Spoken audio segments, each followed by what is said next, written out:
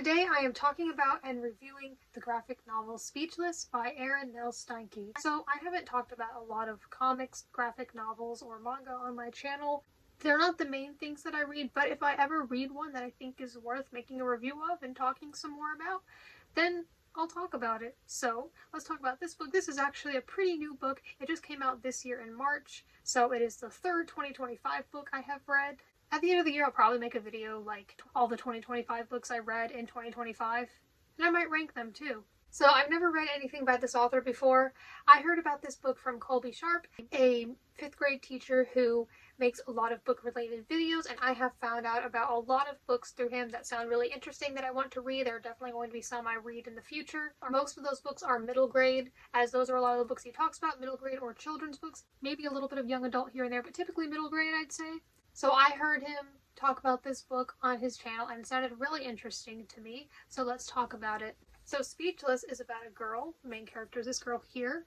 Her name is Mira, and she's starting 6th grade, and she struggles with selective mutism, which is a basically social anxiety disorder that can make it really difficult or impossible to speak in certain situations. In her case, she is able to talk just fine at home, but can't speak at school. So that's what it's like for her. It can be a little different for each person who has it. For some people, it could be the opposite, or a little different, or more complex than that. But that is her specific situation. This book is about her starting 6th grade, and she's determined to start speaking in school, but of course it doesn't come that easy to her. And she has a YouTube channel that she works on at home, where she does stop motion animation and she makes puppets for it. She's very creative and imaginative. She's very passionate about her YouTube channel. She actually doesn't know at the beginning of the book that she has selective mutism. She's aware of her struggles communicating, but she actually learns throughout the book about it. So yeah, while she does have trouble communicating, particularly at school, she is, I think, really interesting because, like I said, she makes puppets for her channel and props, and she's very creative. So not only are those things going on, there are also a lot of scenes at home with her family. She has her mom, dad, and younger sister, and there was this girl named Chloe who used to be her best friend, but they're not anymore. It's one of those cases. It's a little different than when you usually see that, though, and I'll get into why. At the beginning of the book, you don't know what happened between them. You don't know why they were friends but aren't anymore. Well, due to a family situation going on with Chloe's family, she's going to be temporarily staying with Mira and her family for a little while, which of course Mira does not like the idea of because they are no longer friends and she seems to really dislike Chloe. But as I said, it's a little different than when you usually see that situation because Mira talks about how she really doesn't like her and she seems really terrified around Chloe, but not all the time, but I'd say a lot of the time Chloe doesn't even seem very mean to her throughout the current time that the book takes place in. And you don't really know what happened between them at first.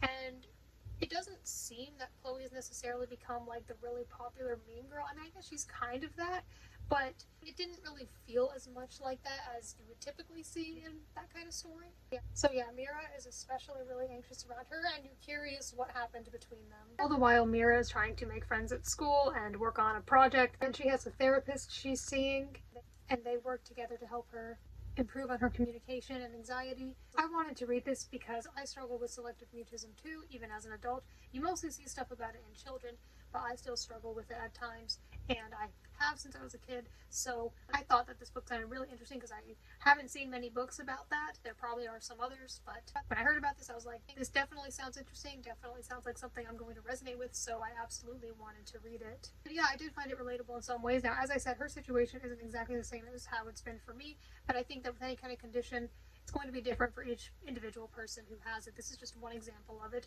Overall, though, I think the book did do a good job of portraying how she felt during those situations.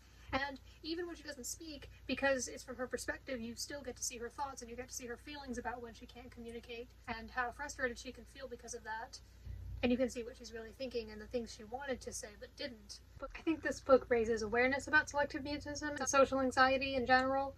I think that it does a good job at defining it and showing what it's like. I think it also shows hope for those who struggle with it, and I think it shows support. It doesn't come from a place of like hopelessness. It does absolutely show the struggles, but it doesn't like not have a solution.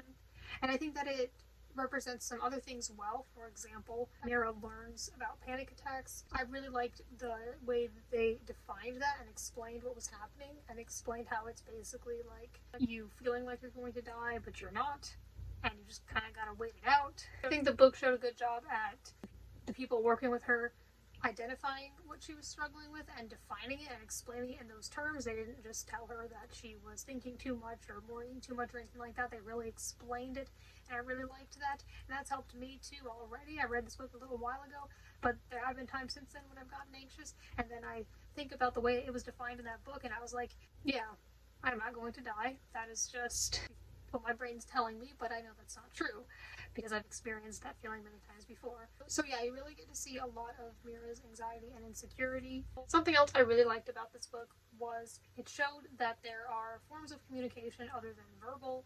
I was going to say verbally speaking, but maybe verbal means speaking. That would sound a bit redundant. But anyway, I really liked that because sometimes she would communicate by writing something down, and I liked that. And I think it showed that those forms of communication can be just as valid and effective. I loved that it showed that there are other ways that people can communicate, and I liked seeing how supportive a lot of the people she knew were, like her parents, and especially the therapist. I think the therapist was really helpful, just suggesting small ways that she could improve, like trying to start out by whispering to people at school, like starting out by trying to whisper to someone at school instead of just her going all the way and speaking. And it definitely takes time, and I think it was realistic in a sense. I think this book also goes over friendship and family. There is especially that relationship between Mira and her sister. I don't remember exactly how old the sister was, but she wasn't much younger than her, maybe only like a year or a few years younger. I also liked the relationship with the therapist. Like I said, I liked the therapist. So yeah, I quite liked those interactions. I also wanted to comment on the art. So I believe that the author both wrote the story and did the art. I think it said somewhere in the book that the coloring was done by someone else. But I do think that the art is pretty good. I think that the writing is one part, but then the art is a whole different project that had to be done. And I think that it was pretty good. I think it was cute. I think it was colorful. I think it was expressive and showed everything pretty well. I think it was also detailed. Maybe I can just sort of give you a small idea of what it looks like. You know, it's a, I believe this is a graphic novel, not a comic. I think I know the difference, but I don't read a lot of those. But yeah, it's basically just one big story. There aren't chapters. It's just the story.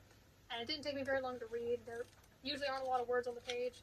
Yeah, that's just an overview of what it looks like. It's also pretty unique from what I'm used to reading. At the end, there is an author's note in comic form, so that was pretty cool. And the author talks about his experiences with social anxiety, and he also gives advice for if you know someone who is anxious about speaking, and he lists off some resources, mostly books about characters, or I think there's at least one nonfiction book in there as well, who struggle with either selective mutism or autism or similar situations that are similar to this book. So I think that was really nice. So overall, I think that this book was really important, educational, informational, and just a good book overall, especially with the art. I think that it's good that books like these exist, and I think especially with it being in graphic novel format, it's even more accessible and easy to read. So yeah, I thought it was pretty good. I gave it 5 stars, maybe that's more of a 4.5. I didn't really finish it feeling like, wow, I absolutely loved that, but ultimately because of its subject matter and just those little things about it that I mentioned, I ultimately did decide to give it 5 stars. It's not rare for me to give a book 5 stars. It happens pretty often, but it definitely does not happen with every book. And in my videos, like I said, this maybe is more of a 4.5, but that's not really official. If I do feel like it's more of a more specific rating like that, then I will say that, but I just go based on what I gave it on Goodreads, because you can't do half ratings on there. Let me know if you think you should be able to do that. I know you can do that on Letterboxd when you're rating movies. I think that would make a lot of sense, and I see a lot of people in their Goodreads reviews say that it was more of a half rating. Like, they'll give it like 4 stars, but then they'll be like, this is actually 3.5. They just can't put that on Goodreads, so let me know if you think they should do that. I don't know. Like, with Letterboxd, I would always just put whole stars, even though I could do half, just because I wanted it to be that way, even though I definitely get it, because with half stars, you can definitely, I think, show a more specific feeling towards the thing you're rating. But I'm okay with it just being full stars, because otherwise maybe it can get kind of confusing, because then you can have people saying like this is a 3.71 if you have a really intricate grading system. So I don't know, I'm fine with the way it works, but I understand if other people think it should be different. I don't know if it'll change though. Goodreads has been around for a while. But yes, ultimately Speechless by Aron, Nels, Steinke was 5 stars for me. As I said, I don't read a lot of these kinds of books, like graphic novels, But let me know if there are any that you think I would like, especially if they're like middle grade or young adult, anything similar to this. I often like things in a school setting. It can be about selective mutism or autism or anything similar, or maybe not. Just if you have any ideas for any that you think I should read, let me know, and thank you for watching.